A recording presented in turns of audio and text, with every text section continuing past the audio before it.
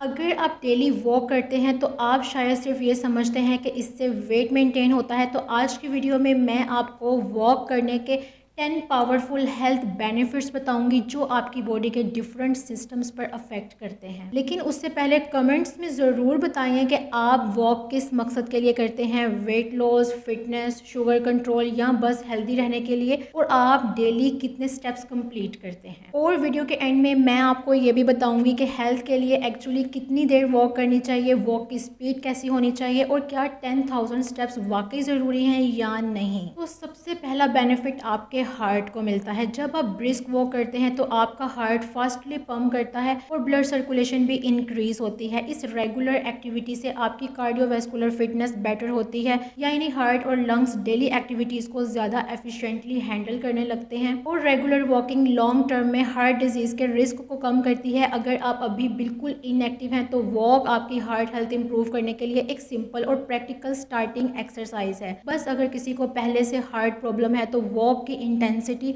अपनी कंडीशन के अकॉर्डिंग रखनी चाहिए। नंबर 2, वॉकिंग आपके ब्लड प्रेशर को भी कंट्रोल रखने में मदद करती है। जब आप रेगुलर ब्रिस्क वॉक करते हैं तो आपका हार्ट और ब्लड वेसल्स बेटर काम करती हैं, जिससे वक्त के साथ बीपी को कम और कंट्रोल रखने में मदद मिलती है। और इसके लिए रोज कोई डिफिकल्ट वर्कआउट जरूरी नहीं, रेगुलर 30 मिनट्स ब्रिस्क वॉक भी एक अच्छी स्टार्टिंग है। तो बस एक ही दिन बहुत ज्यादा वॉक करने की बजाय थोड़ी वॉक लेकिन कंसिस्टेंटली करना बहुत जरूरी है। नंबर 3, ब्लड शुगर के लिए भी ज़रूरी है। जब आप वॉक करते हैं तो आपके मसल्स ग्लूकोज को एनर्जी के लिए यूज़ करना शुरू कर देते हैं। इससे बॉडी इंसुलिन को बेटर रिस्पॉन्ड करती है और ब्लड शुगर को कंट्रोल करने में मदद करती है। और एक सिंपल सी आदत और भी फ़ायदेमंद है कि खाना खाने के बाद 10 से 15 मिनट की हल्की वॉक। इसे खाने के बाद ब्लड शुगर अचानक स्पाइक नहीं करती, इसलिए अगर आप डायबिटीज़ का रिस्क कम करना या ब्लड शुगर को बेटर मैनेज करना चाहते हैं तो रेगुलर वॉक को डेली रूटीन का हिस्सा बनाइए। Number 4, weight management. अगर आप वेट मैनेज करना चाहते हैं तो वॉकिंग एक बहुत सिंपल और सस्टेनेबल एक्सरसाइज है। जब आप वॉक करते हैं तो बॉडी एक्स्ट्रा एनर्जी यानी कैलोरीज यूज करती है और रेगुलर वॉक आपकी डेली कैलोरी एक्सपेंडिचर को इंक्रीज करती है। लेकिन एक बात याद रखिए, सिर्फ वॉक करने से ऑटोमेटिकली वेट लॉस नहीं होता। आप क्या और कितना खाते हैं, आपकी डेली एक्टिविटी और ओवरऑल लाइफस्टाइल क्या है, ये सब मिलकर आपको रिजल्ट देते हैं। इसलिए बेस्ट अप्रोच ये है कि वॉक को डेली रूटीन बनाइए और साथ अपनी डाइट को भी बैलेंस रखें। नंबर 5,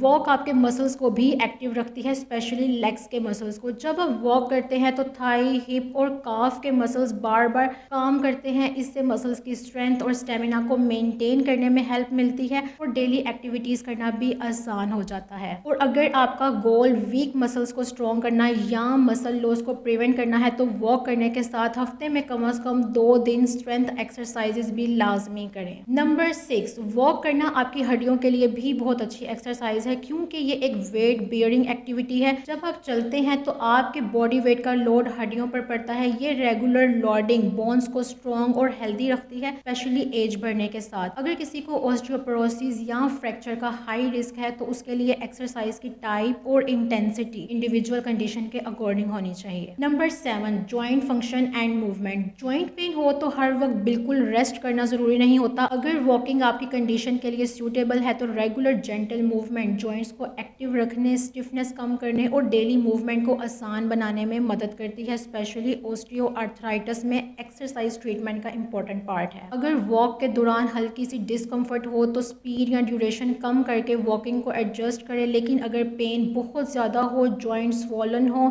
इंस्टेबिलिटी हो या सिम्टम्स कंटिन्यूअली वर्स हो रहे हो तो सिर्फ वॉक कंटिन्यू करने की बजाय प्रॉपर असेसमेंट करवाना बहुत बेहतर ऑप्शन है। नंबर 8, ब्रेन यानी दिमाग के लिए भी फ़ायदेमंद है। वॉक सिर्फ आपकी लेग्स को नहीं बल्कि आपके ब्रेन को भी एक्टिव रखती है। जब आप रेगुलर वॉक करते हैं तो आपकी ओवरऑल फिजिकल एक्टिविटी ब्रेन को हेल्दी रखने और फोकस, थिंकिंग और मेमोरी को भी सपोर्ट करती है। और अगर आप इस हैबिट को लॉन्ग टर्म कंटिन्यू रखें तो ये एज के साथ मेंटल डिक्लाइन के रिस्क को कम करने में भी बहुत ज़्यादा कंट्रीब्यूशन देती है। नंबर 9, स्ट्रेस और मूड यानी माइंड को भी बेनिफिट होता है। वॉक का एक बहुत खूबसूरत फ़ायदा आपके मूड और स्ट्रेस पर भी होता है। जब आप रेगुलर वॉक करते हैं तो आपका माइंड भी थोड़ा रिलैक्स होता है। फिजिकल एक्टिविटी स्ट्रेस कम करने, मूड बेटर करने और एंजाइटी या लो मूड के सिम्टम्स को मैनेज करने में बहुत मदद करती है। इसलिए जब दिन बहुत स्ट्रेसफुल हो, ज़रूरी नहीं कि आप कोई बहुत हैवी या डिफ़िकल्ट वर्कआउट करें, कभी बस 15 से 30 मिनट वॉक के लिए निकालना भी एक बहुत अच्छा स्टार्ट होता है। यानी कभी कभी बॉडी को मूव करना माइंड को भी मूव कर देता है। Number 10, mobility and blood circulation. आजकल हम घंटों तक बैठे रहते हैं और इसका अफेक्ट हमारी बॉडी की मूवमेंट और लेग्स की सर्कुलेशन दोनों पर पड़ता है। वॉक इस मसले को कम करने का एक सिंपल तरीका है। जब आप चलते हैं तो काफ मसल्स बार बार मूव होते हैं जो लेग्स से ब्लड को वापस हार्ट की तरफ ले जाते हैं। साथ ही रेगुलर वॉक से बॉडी एक्टिव रहती है और वॉकिंग स्टेमिना, मोबिलिटी और डेली के काम करने की एबिलिटी मेंटेन करने में हेल्प मिलती है। तो इस कंडीशन में सिर्फ एक टाइम पर 30 मिनट वॉक करना ही ज़रूरी नहीं। अगर आप लंबे वक्त तक बैठे रहते हैं तो बीच बीच में उठकर थोड़ा चलना भी बहुत ज़रूरी है। ये थे वॉक करने के अमेजिंग बेनिफिट्स। लेकिन अब सबसे इम्पोर्टेंट बात, अगर आप वॉक को हेल्थ के लिए स्टार्ट करना चाहते हैं तो कैसे करें। अगर आप बिल्कुल बिगिनर हैं तो 10 से 15 मिनट डेली से स्टार्ट करें, फिर आहिस्ता आहिस्ता 20, 25 और 30 मिनट तक लेकर जाएं। आपका प्रैक्टिकल टारगेट हो सकता है कि